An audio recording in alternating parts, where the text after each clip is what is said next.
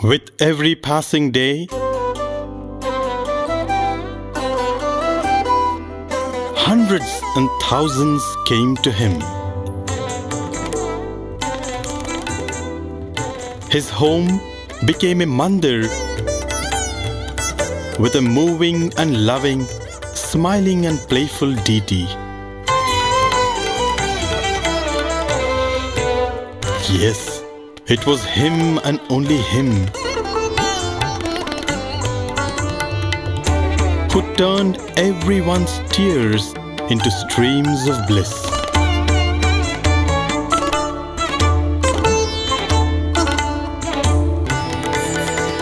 As the bud blossomed to reveal 1,000 petals,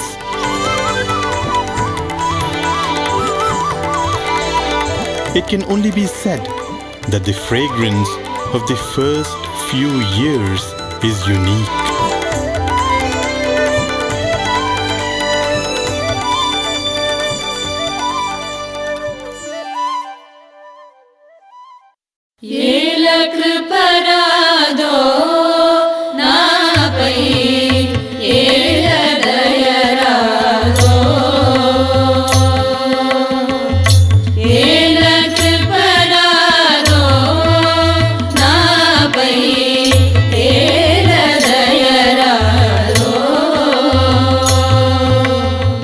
SWAMI was the sole doctor available, If you get a headache, if you get a fever, there was no medical service, there was no ambulance, nothing. SWAMI was the sole doctor. Actually speaking, the Lord is the only doctor. That's why it is said, Vaidya Narayano Harihi. The doctor might prescribe medicines. It is the Lord who heals.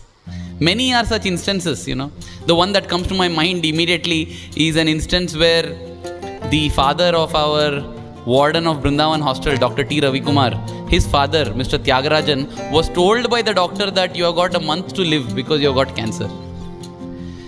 And I will not go into that story now, but SWAMI came to him and directly, without him knowing SWAMI, that is the thing.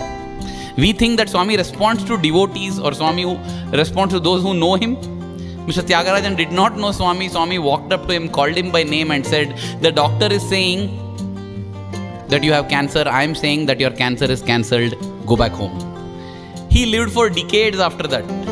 And Dr. T. Ravikumar has narrated this incident multiple times in Bhagwan's presence, in Bhagwan's omnipresence. On one occasion when he was narrating it in Trai Brindavan in Swami's presence, Swami suddenly interrupted him, called him and told something. And Ravikumar sir went back to the mic and he confessed and he said, Bhagwan said that the doctor who told your father that he won't be living anymore has now passed away. So his father outlived that doctor himself. So who is the Prananatha? Who is the one who is healing? Who is the one who is curing? Who is the one who is the master of life? It is Bhagwan.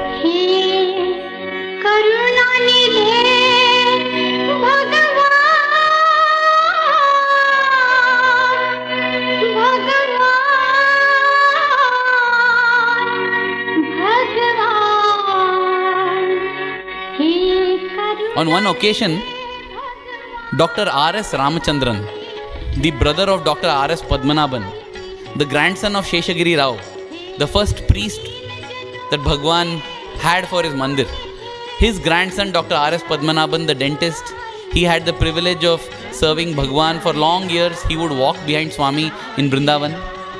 His brother Dr. R.S. Ramachandran, when he had come to Puttaparthi, he was suffering from severe hernia and he needed to be operated upon immediately. And so they were making plans that we should take Dr. R.S. Ramachandran back to Bangalore because it's an 8-hour journey. We hope that he's fine during the journey. So after that he can be admitted and the operation can be done. They were discussing this among themselves. And Swami eavesdropped upon the conversation. He came and overheard, okay. And he came and said, can I interrupt? He just interrupted the family conversation because that was how it was during the Pathamandiram days. Everybody will be there staying as a family and Swami will keep walking in between here and there. He came and said, I heard this. If you don't mind, you please come with me. He took Dr. Ramachandran along with him. He took him to his room and went into the room and said he will stay with me today. After a few hours, Swami walks out of the room, and then the devotees who are there, his family members, they notice that Swami's hand is stained in blood. And Swami is asking for some water to wash his hands. And they're wondering what happened. They go inside the room and they see Dr. Ramchandran lying down, a big white bandage around his abdomen. There is cloth soaked with blood everywhere. There is one little bowl with blood stains. And there's a scalpel, a knife, different surgical instruments. And Ramchandran is blissfully sleeping. Swami says, don't worry, he will sleep, he'll be fine. When he wakes up, he reveals that Swami materialized all these surgical instruments from the air. And he didn't feel any pain because he was under anesthesia. What was anesthesia? Vibhuti. Swami materialized Vibhuti as local anesthesia. And then after the surgery, gave the same Vibhuti as general anesthesia, so that you can rest. And a couple of days later, the bandages were removed. Not a single scar. And that was another Mahima that people in the Pathamandiram witnessed. And we are still in the beginning of 1946. See, 1945, December 14th, the Pathamandiram or that Mandiram got inaugurated. We are still in the early 1946. And these Leelas, Mahimas are going on and on and on. And as Prem said, this is just a drop in the ocean.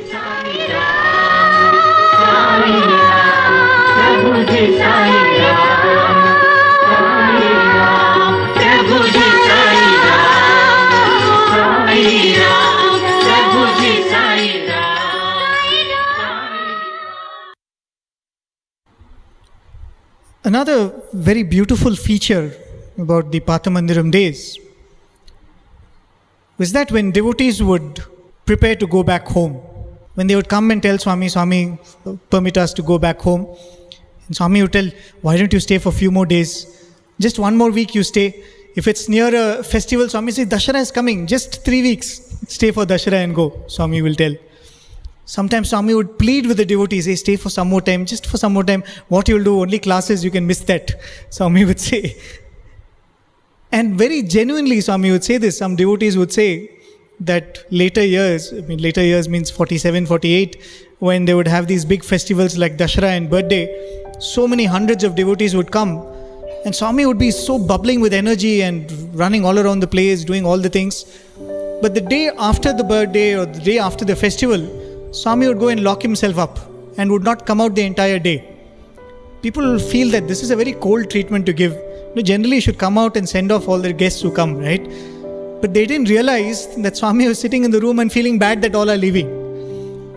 Why was Swami doing this? There's a beautiful incident where Swami explained this. Apparently, much later in the 70s, when Swami's students came and Swami's Vrindavan college was set up, the students would come, they would participate in the festivals in Puttaparthi, and when they would return on their way back, as it happens even now, they all would loudly shout, Jai Bolo Bhagwan Shri Sat Sai Baba Ji Ki Jai. And Swami would be seated in his room or in the interview room, and around Swami would be elders like Kutum Rao and Professor Kasturi. And Swami would start becoming very melancholic. Swami would say, my students are all leaving, my students are leaving. So the elders around would console Swami. Swami, it's okay, Anyway, you're going to Vrindavan next week or next month they're coming here. Why do you have to feel bad? And this would happen every time. At one point, Professor Kasturi was saying that they said, Swami, what is this drama? You're anyway beyond all this. Why are you doing all this? Then Swami said, you don't understand the real reason for my pain. And Swami said, see, these boys, as long as they are here, as long as they are with Swami, Swami is the center of their life. All their thoughts are centered around Swami. Whatever they do, they're dedicated to Swami. Every moment of the day, they're only thinking about Swami. Now when they leave, they will forget Swami, and that is not good for them. And I am feeling for that. And when Swami would cry that devotees are leaving, how true is that? How easy it is to think of Swami if you can imagine being in the Pathamandiram like this. The moment we go back, all the other worldly thoughts, all our problems, our exams, whatever is troubling us, all of that comes.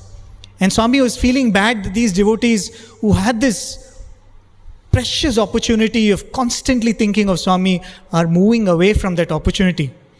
So like that, we spoke about one very, very great devotee, or Doddemane Sakama. We will be speaking about her even further. She was one devotee who very quickly took the role of a mother to Swami. And one day she had come, this was again in 1946, the year we are talking about. So she had stayed for a few weeks. She came to Swami and she said, Swami, I'll leave, lot of work back home. And Swami started pleading, hey Sakama, stay for some more time, stay for some more time. Why are you leaving? She said, no, Swami, I have to go, so much work. She had a huge coffee estate. Swami is pleading with her, no, Sakama, stay for some more time. Few more days you stay and go.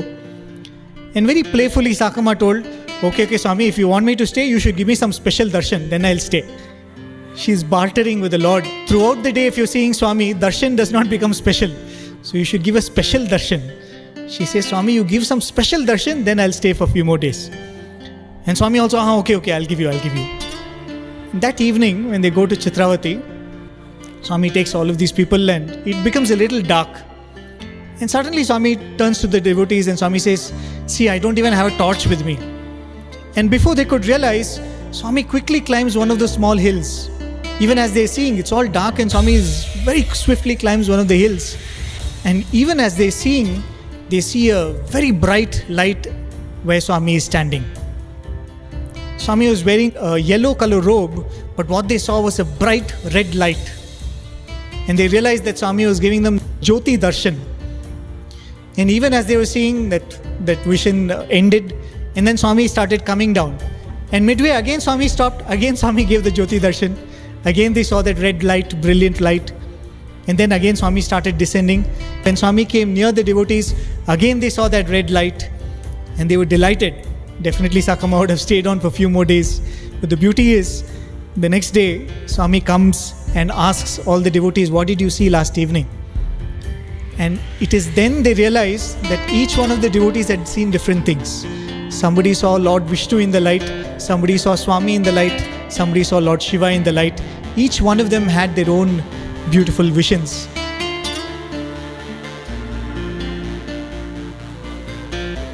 One day Sakama asked Swami, how is it possible that in the middle of the battlefield, when the Pandavas and Kauravas are ready to fight, Krishna is standing there and giving this 700 verse Bhagavad Gita?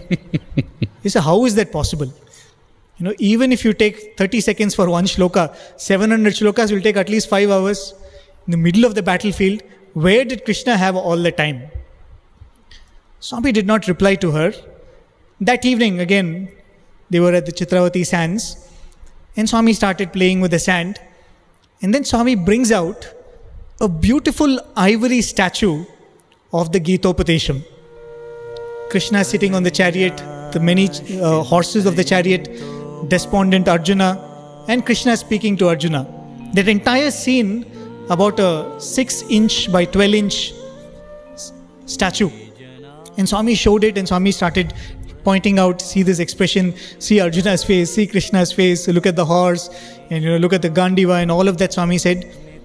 And then Swami looked at Sakama and told, Sakama, how long do you think it will take to make this statue?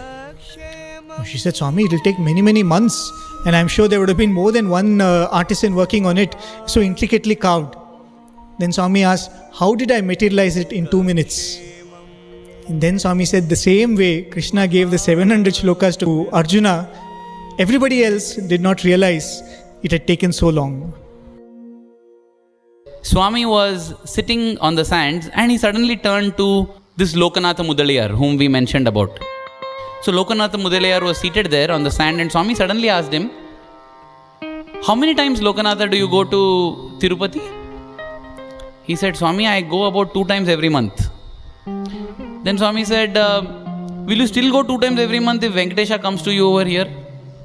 Swami just dug the sand, pulled out some sand and gave it to his hand, and it was a beautiful idol of Venkateshwara, Lord Vishnu. After that, Swami again picked some more handful of sand and said, no, Vishnu can't be alone. And he poured that sand into another person's hand, and that became Mother Lakshmi. Lakshmi Narayana are always together. And Swami gifted this Lakshmi idol to Mrs. Sundaramma. Now Sundaramma was the daughter of Sheshagiri Rao, the first priest, as we said. She was a wonderful bhajan singer, and then they returned from Chitravati. After that they possibly went to their own places, and as Prem said, Swami would feel very sad when the devotee goes away. The Lord always feels sad when the devotee goes away from him. Possibly not when we leave Prashanti Nilayam now, but in our thoughts, in our words, in our deeds, if we move away from God, Swami feels very sad. Let us be close to him always, in our thoughts, words and deeds. Swami that time said, no, I want to do a Srinivasa Kalyana. In the Indian tradition, the marriage of the deities is performed regularly as an indicator of the union of Prakriti and Paramatma. Rama is the Purushottama, Rama is Lord, and Sita represents Prakriti. The union of the creation with the Creator is celebrated through a marriage. So we have a Sita Rama Kalyanam, we have a Parvati and Shiva Kalyanam. Depending on the Lord of our choice, we perform the Kalyanam. So Swami said, I want to perform Srinivasa Kalyanam. So therefore get that Venkateshwara idol that I materialized, get that Lakshmi idol that I materialized. And therefore, Lokanatha Mudaliyar and his wife Dhanamma, they were considered as the parents of the groom because they had Venkateshwara with them. And Sundaramma and her husband were considered as the parents of the bride. So they were all invited to come to perform the wedding. So Sundaramma started off from Bangalore because she has to take the bride along with her. Meanwhile, the groom's party had already reached Puttaparthi. So Swami was making all preparations. Swami said, see, the groom side should gift a sari to the bride side. So have you got a sari? So, that is a beautiful thing. In those days, devotees would pack everything and come. But if they missed anything, they used to feel no problem. We'll ask Swami. Swami, one kamandalu is missing. Swami will get a kamandalu. Swami, we need some cashew nut. Swami will give cashew nut. Anything he'll give. So they had that confidence. Anything we'll go. We'll prepare and go. But anything is missing, Swami is there. So Miss Leela, the daughter of Lokanatha Mudaliyar, quickly searched through all her luggage for some sari. She managed to find one new cloth, small silk cloth with golden borders. But that proved insufficient to serve as a sari. Swami said, no, we'll use that only as sari. So okay, they brought it. And Swami said, show how long it is. So she opened, it was short. And Swami held one end and just pulled it. It became a long enough sari. And then when actually Sundaramma and her party actually arrived to Puttaparthi, Swami said, see, Lakshmi's side has come, Lakshmi's people have come. Swami is so involved. He's treating Lakshmi as the bride and Lakshmi's people have come. But Sundaramma, she was in a little sad mood actually. Because in Penukonda railway station, she had lost her Mangal Sutra. And for a Indian woman especially, this Mangal Sutra is very, very, very precious. She was feeling so sad. No mood to participate in festivities. But she is the mother of the bride. Subbamma's home was made into bride's home. The Pathamandiram was made as the groom's home. So now a procession was created and Swami had a band and everybody full, like a wedding. The beautiful thing is what happens when we participate in a marriage, in a wedding, is we are filled with thoughts of the wedding. And now the wedding is of the Lord. And therefore indirectly we are filled with thoughts of the Lord. That is the beauty of anything that we do in Puttaparthi. The center of all attention is Bhagwan. So the whole bride's party came from Karanam Subbamma's home, getting the bride Lakshmi. And here was the groom waiting, Srinivasa Venkatesha. So they all came and the marriage was performed with all pomp and all pageantry and everybody sang songs. Swami himself sang songs. Vasuki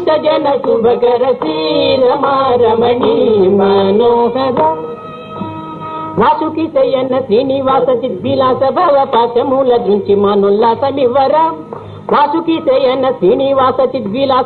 Pasamula Drunti Manolla Samivaram Vasura Kalyana Purava Tura Srisesha Gopada Suni Broteti Jega Vita Kushi Kesha Vega Sri Ramaramani Manohara Adita Janaku Bhagarate Ramaramani Manohara.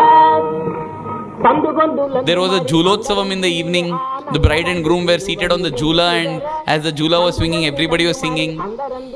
And for the main ritual of the marriage, which is the Mangala Sutra Dharana, Swami himself materialized a Mangal Sutra and it was tied to the bride, which is goddess Lakshmi. And at the end of all these festivities and the ritual, Swami goes to Sundaramma and says, "Why are you still sulking there?" She says, "Swami, you don't know what has happened actually." Swami says, "I know, that is why I created this whole thing." What? Swami says, "That Lakshmi's Mangal Sutra is there, no? Now everything over, no? You take it off." And okay, so Sundaramma is thrilled because she has not even told Swami that I have lost my Mangal Sutra. To her great joy, the Mangal Sutra is the exact replica of her Mangal Sutra, which she has lost at Penukonda. She's so thrilled. Anything Swami does is always for us, never for himself. And in the evening, there was a big feast, enough food for all to eat, and yet no food goes waste because Swami is there to materialize the food as well as dematerialize the food. These kind of Leelas and Mahimas have not ended. Because in the year 2014, we had a lady Sevadal by name Meenakshi from Kerala who had come. She had come from a poor family. She had benefited from the treatment from Swami's hospitals and medical mission. So she felt like offering her service. She had come to Prashanthi Nilayam and she suffered the same fate of Sundaramma. This year also I came along with my Samiti people for service. On Tuesday, I began my duty. The next day at about 4 o'clock, I noticed that the Mangal Sutra around my neck was missing. I was very upset and I began to search for it everywhere. All the others also joined me in my search, but we could not find the Mangal Sutra. The other Sevadal volunteers told me not to worry and that by Swami's grace it will be found. 5 days passed and I still did not find the Mangal Sutra. I had come for the service, leaving behind my sick husband at home in Kerala. I did not feel like informing him about the missing Mangal Sutra. I went to the Samadhi and prayed to Swami. "Swami, it has been 5 days since my Mangal Sutra has been lost. I do not want to leave Puttaparthi without my Mangal Sutra. In 3 more days, my volunteering duty will be complete, but still I will not leave till I find the Mangal Sutra." As I was coming out of the mandir, I was given the day's prasadam in my hand. I put it inside my bag and resumed my duties. At the end of my duty, I returned to the common hall and decided to share the prasadam with the other ladies. That was when I witnessed the most amazing miracle. As I took out the laddu and broke it, embedded inside was my Mangal Sutra. The central golden pendant had been wrapped with the thread, and all over the thread there was the auspicious kumkum. I simply broke down in joy and gratitude. My Swami had gifted me my Mangal Sutra back. My Swami had saved me. My Swami loves me. I am ready to share this miracle anywhere to anybody. Quoting a few lines from the Bhagavad-Vayani, Swami says there that nobody can count the waves. The waves have been lashing for eternity. But if you choose to count the waves, you go sit in front of the ocean, sit on the shore, and you start counting. And when you're tired, you stop counting. Nobody can count the waves, but where you start is the start, where you stop is the stop. And Swami says, same is the case with the Bhagavatam too. There is no beginning, there is no end. You start where you choose to start, and you end where you choose to end. But the Bhagavatam is endless. And for those of us who have lived in the seashore, going and taking a dip in the ocean is called Ganga Snanam. Though the ocean is not the Ganga, it is believed that all rivers anyway empty into the ocean. So if you go and dip into the ocean, it is Ganga Snanam. So you don't have to wait till all the waves wash you. All you need to do is just take one dip and your Ganga Snanam is done. And that's precisely what we have done today. We have taken a Ganga Snanam in this endless Bhagavatam.